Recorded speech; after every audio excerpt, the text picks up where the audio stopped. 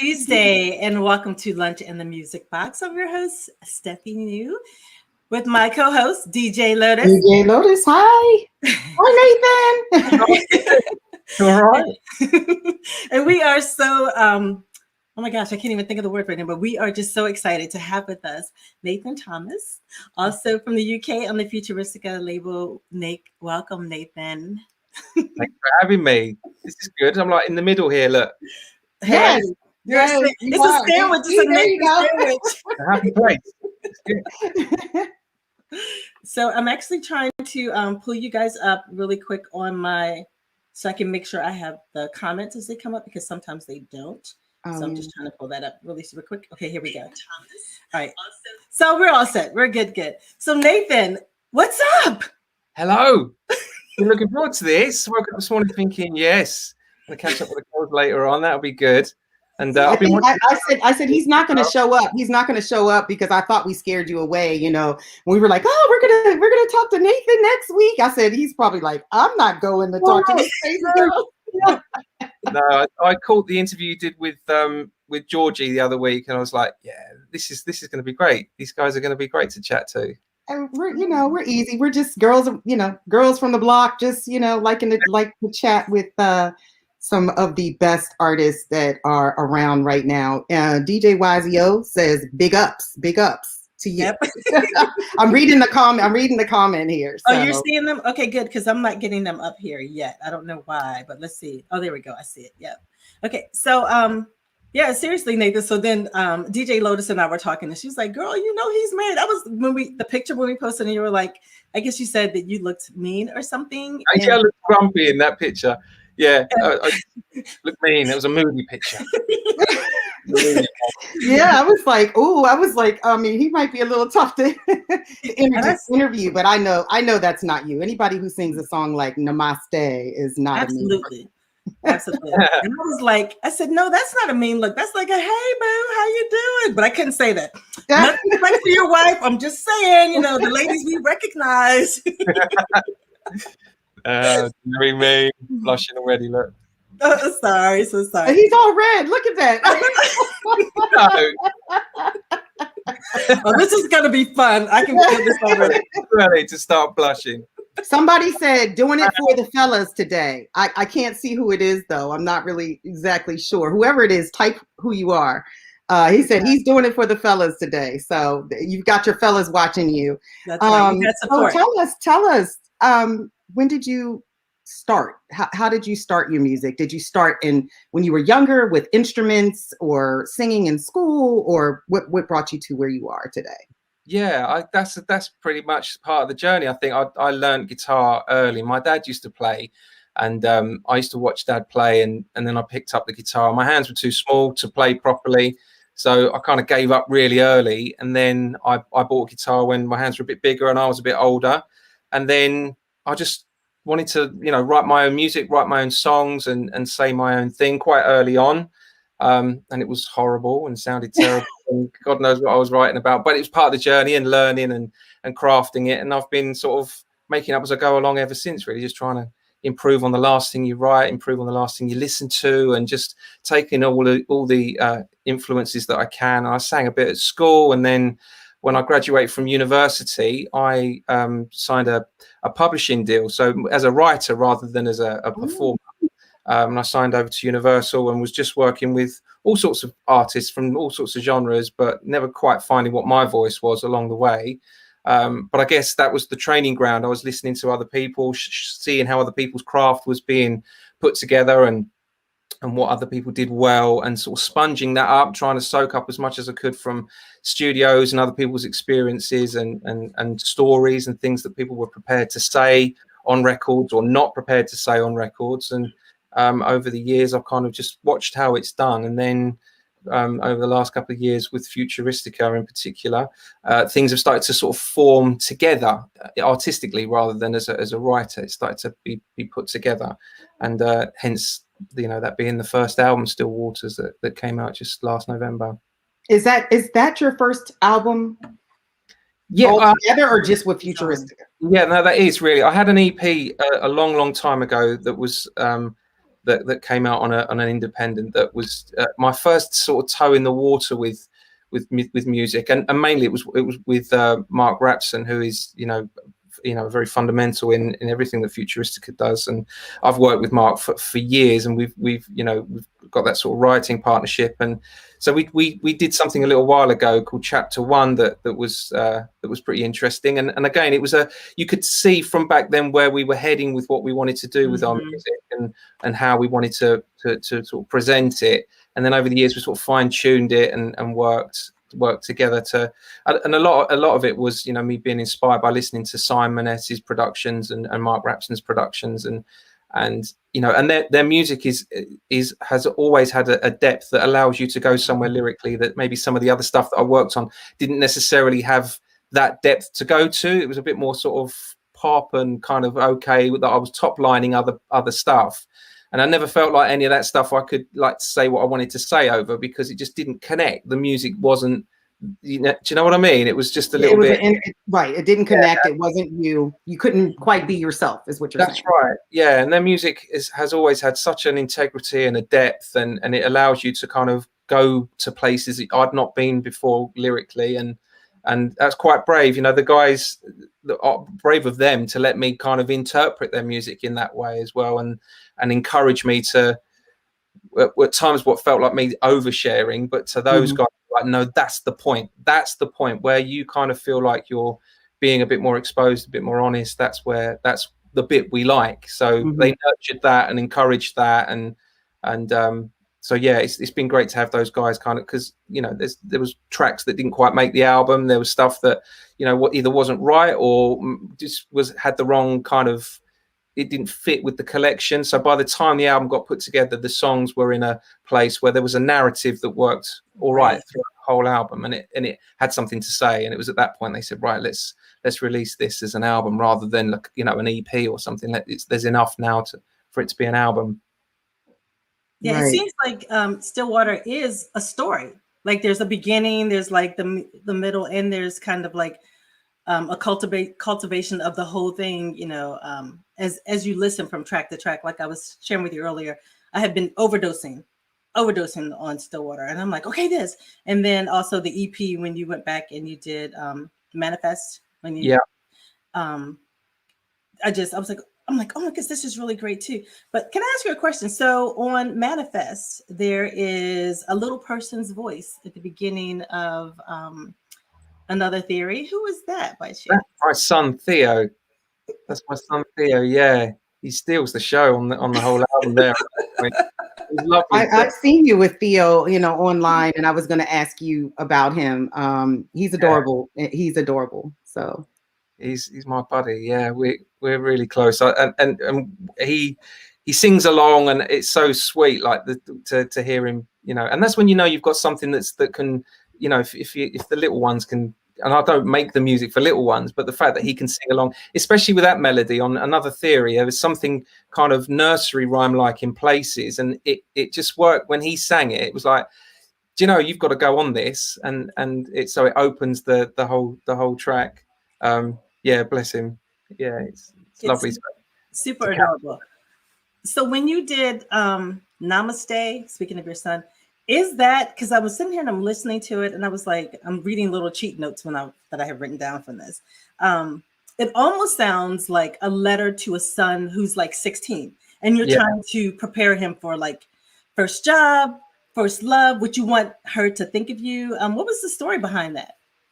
Yeah, I think the album went along that line in many ways. There was a what would you leave behind? What would you pass on? What do you want to sort of make concrete so that it can be dipped into and listened to again? If there's anything you've learned, what would you like to share? And I think in my younger writing, when I was in my 20s, it was boy meets girl stuff, and it was a repetition of that kind of narrative.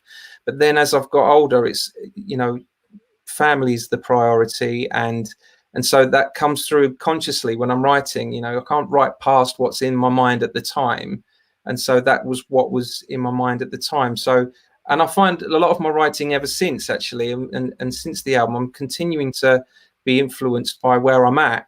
And you know, the label Simon and Deborah and Mark, they allow you to be where you're at rather than attempt to be something or somewhere else. Right. And so I was allowed to write stuff like that. And although I might not hear much of that come through in sort of people's writing, I felt like I was allowed to. So yeah, there's a lot about my son and my mum and family, and yeah, there's a lot that comes through in the album. That's where I was at, I suppose, at the time. That song, Namaste, because I'm all into, well, you probably can't see the back, but yeah, I know, you know, the Buddhist thing. And I actually have a surprise for you. You do? Oh, wow. I saw your video. I'm not great at it. I have several of these, actually. I even have a little tiny baby one, but I just bought my little one here. And I said, oh, he even does that. And I know Simon, when Namaste first came out, he sent it to me and he said, I think this song will resonate with you. And so ever since then, you didn't know it, but you and I have a little bit of a spiritual connection. Cool. That's cool. That's cool. Go on, give us a little go. Show us. What's the note on that one? I'm not great at it. Stephanie, I think you're better than I am. It's too little. This one's little, but. You have to loosen your grip, your fingers, and let your wrist kind of. It's tricky, isn't it? It's really tricky. It's very tricky. I can do my big one a lot better. This little one is kind of.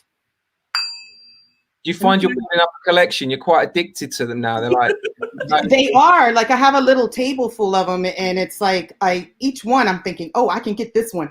But I thought it was so cute when you did your video because you said, you know, I'm not good at it yet, but you know, sometimes I get the hang of it, and it just really, and then sometimes like now, it's probably because I know everybody's watching, but I like to make it hum or sing, and that's the part that I have the problem with when you go around that way. I want a really big one because I think those are probably easier. They are, yeah, and they get like a felt around the edge. Right. So there's like right.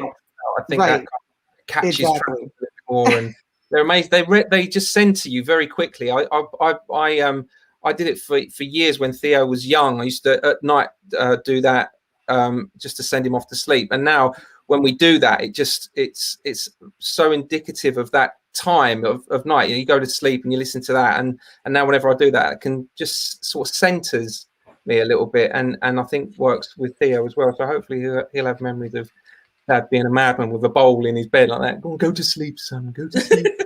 Yeah, I love it. And so when I saw that part, I was like, that's why I like him so much. And then real quick, you were talking about reps, and I don't know. Well, you saw the video of me dancing to your song. Yeah. DJ YZO and I did a mix for Futuristica. I don't know if you heard it yet. I know there's probably a few people that did it, and for some reason I seem as well to always mix you and Mark, you know, together. You know what I'm saying? It's like you guys are to me, the perfect music to mix together. And so when he saw that and he said, is that a mashup of this and this and that? I said, yes, actually it is. So I don't know if you guys have heard it. I don't know if you all heard it yet, or if Simon allowed you all to hear the mix yet, but we did a whole Futuristica mix. So you'll have done that. I saw the post where I sort of heard the two tracks being blended together, but I didn't know you'd done a whole mix. That's awesome. Of all Futuristica, all Futuristica 15-year anniversary mix. Awesome. So you'll have to ask Simon to let you guys hear that. He will. I'm sure he will. I'll get someone to ping it over straight away. It's interesting that DJ Lotus brought up Mark Rapson. So when I'm looking at your music, you guys collaborate a lot, and you guys kind of have a history too, huh? With him introducing you to some, what was this song called? Running? Was that the one who, was that the song I read that, is the song called Running? Oh, he did. Sorry. Yes. Yeah. I mean, the people that share music with you are so important. And you're so blessed when somebody says, have you heard this? Have you checked this out?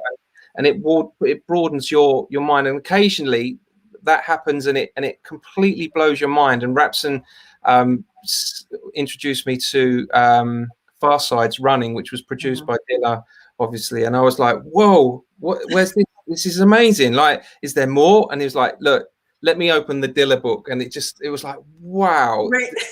And it led on to loads of discoveries of of producers and sounds and particular styles and laziness in beats and production techniques that just was just very influential in how Mark makes music and how I like to listen to things that are a little bit more wonky than the usual, and that's for oversimplifying the incredible work in the nuances that happen within those productions. But yeah, I vividly remember that moment. I think sometimes we all remember people that have introduced us to artists.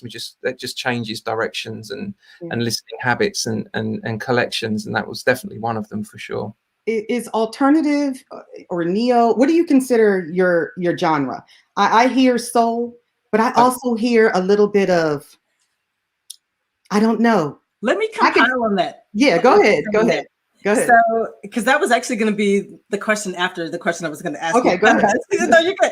So, okay, I have heard you do house, house, like Heat.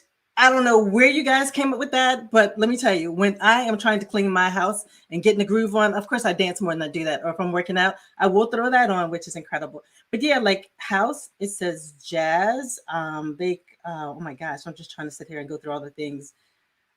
Neo soul, R&B, hip hop. I mean, there's so many words that describe you. What do you consider yourself? Like DJ Lotus was saying, what do you consider yourself? Or what do you prefer? What is your music? What is Nathan Thomas's genre? Wow, I think that is impossible to answer. Like only because like all of those genres you've mentioned are influences in my listening habits. But then as you mash all that up and then it comes out with what you do, I think I'm still working that out. I think is the best answer I can give you for that. I'm still trying to work out what that is. Some of the stuff that I've been making recently has got almost like a sort of broken folk kind of. There's that's what I was getting ready to say. I hear a little bit of country, a little bit of folk, a little. It's funny you said that, so I was right on point. I knew it. Yeah, absolutely. I think there's an artist in particular that I think some incredible called Iron and Wine, and his stuff is just so intimate and it's kind of it's acoustic, but it's stripped back, and there's nothing. He's not hiding from anything, and it's really brave, and lyrically it's incredibly poetic, and so I'm really influenced by some of that stuff as well. So it's acoustic, but it's got soul as well. There's soul in what he does, and other artists like him as well that sort of can blend a little bit of soul into folk and add some jazziness to some of that. I think that's a really interesting combo. I'm quite excited by that at the moment. The idea of the acoustic and the real instruments and how you can create that kind of impression of groove, but has got that singer-songwriter edge to it as well. So I'm playing around at the moment with some of that. So yeah, some of the next stuff might have a little bit more of those influences as well.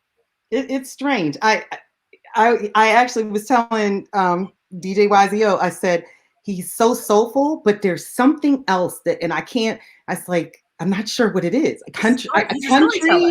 Country music or folk music, like, and so as soon as you said that, I was like, good. My ears are better than I think. So well, yeah, well spotted. I've kind of hidden it in some ways in the album, because the production isn't that necessarily, but I think lyrically, when you're storytelling, that lends itself down that kind of that road as well. I think there's some of the greatest songs written are in that country and folk kind of element in terms of story and journey and painting.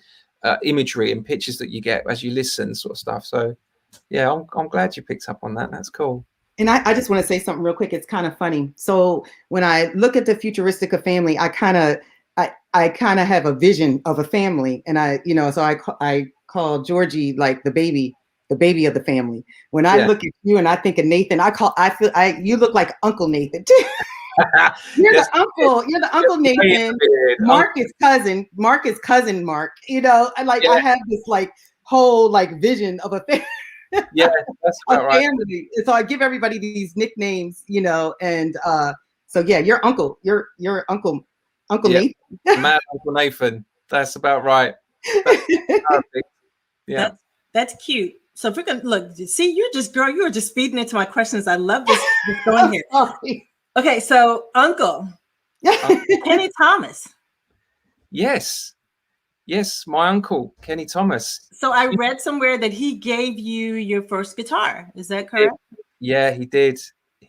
Yeah, and he gave me, more than that too. When I was growing up, seeing Uncle Kenny on the telly and hearing him on the radio, like driving in the car and Uncle Kenny came on the radio, you'd be like, "Whoa, that's mad! That's my uncle." And I think I'm influenced by Kenny in his music. I'm influenced by Kenny in his outlook and life and his thinking, and he's a major influence on me in more than music. As a family man, and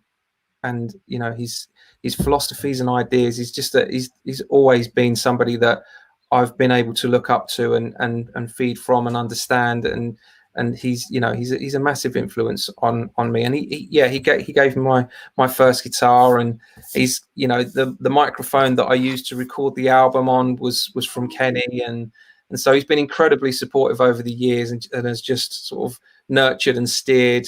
He's been that critical friend. I've played him stuff and he can sort of say it's a swing and a miss, Nate, you've not quite nailed that. And I can take that from Kenny, and it's been good to have that influence in life. But I think seeing Kenny do it meant it can be done, and I was so close to it, and I could see, and I was backstage at certain events when I was a little bit older, and I've seen Kenny gig, and it's just I had a window to what possibilities are if it goes well, and seeing Kenny's success was like, damn, I want to go at that. I want to have a go at that. That's right.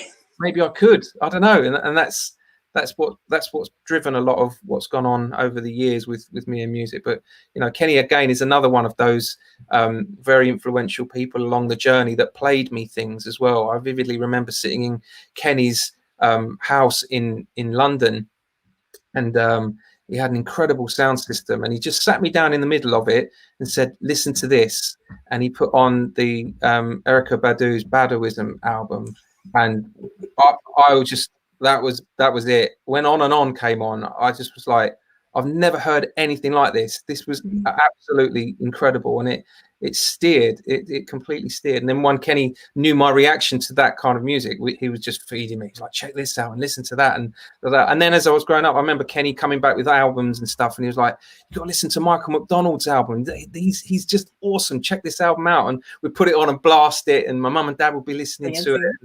Yeah, so he fed us all with music. Definitely, he was very influential, and just kept it all coming for all of us. One of your favorite artists is also one of mine, Eric Benet. Yeah, I was reading that he was one of your favorites, and I can see why. What is one of your favorite songs of his? There's loads. I love the Day in the Life album. There's countless tracks on that. There's a vibe to that album that is amazing.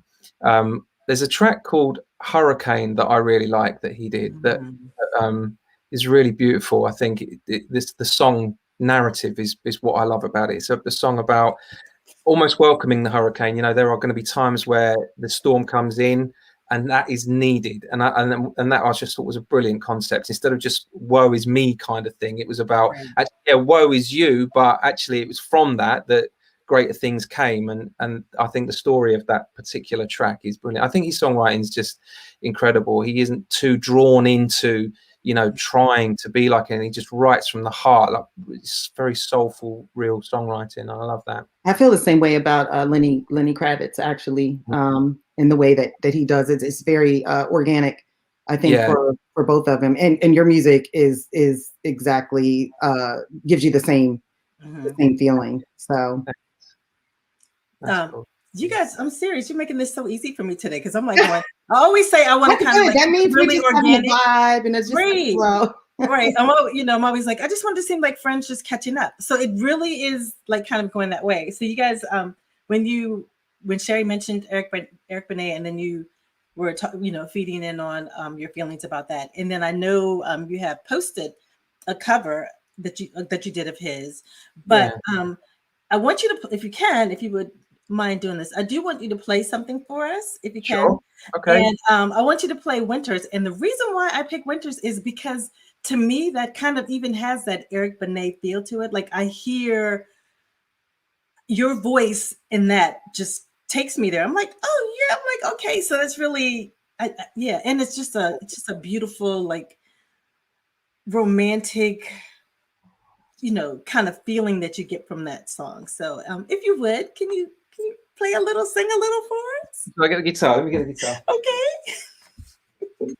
Actually, I had my mic off. I didn't even know. I don't know how long it's been off. I hope you guys can hear me. Yeah, we hear you now. Okay. Okay. Yeah. So this was written because if I remember, like going back on sort of things that happened, I could relate them to winters for some reason. When things didn't go great, they were often related to winters, and it was just about surviving those times and learning from them. And I apologise if I get this wrong because I haven't played it for a little while, but I'll give it a go. Okay. There are winters in my mind where I can't deny grace was intertwined. And though the darkness chokes the light and I fall behind, the fire never died. December's came, I fell again, losing all the ground I thought I'd made. I'd start the year a thin veneer to hide the cracks I fell through again. So there are winters on my mind where I swore blind the grace had left my side. And did the architect decide on the strangest design to hide the way out from my mind? December's came, I fell again, losing all the ground I thought I'd made. I'd start the year a thin veneer to hide the cracks I fell through again. So there'll be winters to survive where I'll rely on grace to be by my side, by my side, one last time. Yes, that is, that is so beautiful. Thank you so much for doing that. You know what's romantic about that song? Because it's romantic. It is. Even though you're talking about trials and tribulations, relationships are trials and tribulations. Yeah. So it's almost like you're talking about your love with life. Like, okay, yeah, this and this happened, but and then it has kind of a spiritual, thing to it too when you talk about like grace and stuff. Yeah. So you're a really spiritual person, huh? Yeah. I think Peacemaker. I'm like, that's my song. Peacemaker is my favorite. Yeah. Peacemaker is my favorite. Big part of growing up, a big part of the journey, and not always an influence. I think as a kid I was kind of connected and inquisitive. I think that's the thing. I've always been really inquisitive, and sometimes that kind of crisis, if you like, takes you on different journeys and trying to work out answers and what does that mean? What's bigger picture here? What's really going on? I think we all wrestle at times with what that means for us and how we, steer ourselves with it. But yeah, there's a big part of a lot of my thinking as that. I think we're related. We're related. I do have family from there. We're related. We definitely have we're definitely connected in a lot of ways, and I've always, felt that it's always been an energy. It's that way with all the Futuristica fam, actually, and I see why you guys gel so much. Exactly. It's deeper than music, and I can see that. I felt that, I feel that with Deborah. I felt that with Georgie. And I see that in you and all of you, actually. And I now, in talking to you guys, I now see why you all gel, and it just works out. So I think when it gives each other permission, doesn't it? I think if other people have gone there, you can go there, and then you only need one person to listen and say that I connect, and then it authenticates what you're doing, and it makes you want to do it more. And they're all very good at that. They're all very good at saying whether it connects or not, and nurture that. But yeah, a lot of Deborah's journey has allowed doors to open with the way I think and write and stuff. So I've been very, very lucky to be around the guys, the team there for so many different reasons, from personal right through to musical. And speaking of Deborah, look at Deborah, that. I have on your shirt. Simon, I got your message. You're welcome. It is a cool shirt. I just had to put that out there. I like that. Yeah. Of course, I'm sitting here. I'm like going, like, okay, yeah. There was something else. I can't remember the line, but I want to talk about manifest. How can we have you on here? We talked, Stillwater. How can we not talk about manifest? We have to talk about that. Right. And I want to know. First of all, let me just say, I want to be the woman that you sang about in Manifest. When when you're describing her, I'm like, every woman wants a man to think about her. Like, oh my goodness, I'm trying to think of what that line is. When you're describing her as, oh gosh, I'm drawing a complete blank. And I was like, oh, I had to play it back a few times on this one particular part. And you say that she's a soulful. Where's my cheat sheet? I have another cheat sheet. I'm probably gonna have to put it in the comments, and you're gonna have to answer that. But where did this come from? Because I mean, seriously, that is a song every woman would like for a man to look at her and say, "Oh yeah, you're this, and because you do this, I'm gonna do this." And yeah, give us the 411 about that song. I guess it wasn't intended in that way. In that I didn't write it necessarily as a kind of romantic song. That was much more about my wife and I. Every New Year's Eve, we write a list of things that we want for each other and the family to happen in the year ahead. Kind of like not resolutions, because they're things you want to change. These are more sort of like a vision board on that. Exactly that, yeah. And we do that every New Year's Eve. And I love that. Since we've been doing it, that we then on the same time also look back on the year previous of the list we wrote and see whether any of that happened. And since meeting my wife and things, it feels like more has been manifested through our joint energy and what we both want collaboratively for each other and for the family and those kind of things. So I wanted to write a song that was just about that moment on the New Year's Eve, when we write down what we want, and you see it, I think it. That's how we manifest. Is the chorus? It's right. And her vision is often more rock steady than mine. I can say, well, this would be great, and then I waver from that. And no, I don't know whether that would work or whether that's a good idea. But right. she's once she has something in her mind that she wants to achieve, and for us or the family, then we manifest that. So we try as much as we can. I love it. When is your birthday? 30th of January. 30th. You're Capricorn? Aquarium. Yeah. Okay. An aquarium? Not an aquarium. Aquarius. Yeah. So I don't know. I'm a little bit into the horoscope, so I was just I was wondering when your birthday was. So yeah, I mentioned water a lot, and I didn't realize I do that. I think I mentioned water a lot in some of the imagery I use and stuff. And Aquarian obviously is a water sign, so I think it's a water sign. Obviously, I think so. So yeah. Listen, I think on one of your next songs, you need to have a little bit of this going on. Yeah. And I'm going to get some down, and I'm going to send it to you so that you can put it in your song. You're gonna be like music bowls by DJ Lotus. Yeah. Singing bowls. I said music bowls, but singing bowls by DJ Lotus. I'm gonna practice now. I gotta practice. That'd be great. We should do that, even as a bonus track on the album, just a joint meditation. Yes. Yeah, just something real smooth. Just a little bit. Just Right. You have to make sure you have the right bowl because the different bowls have different pitch. So I have like 3 or 4 of them, but I want to get a big one.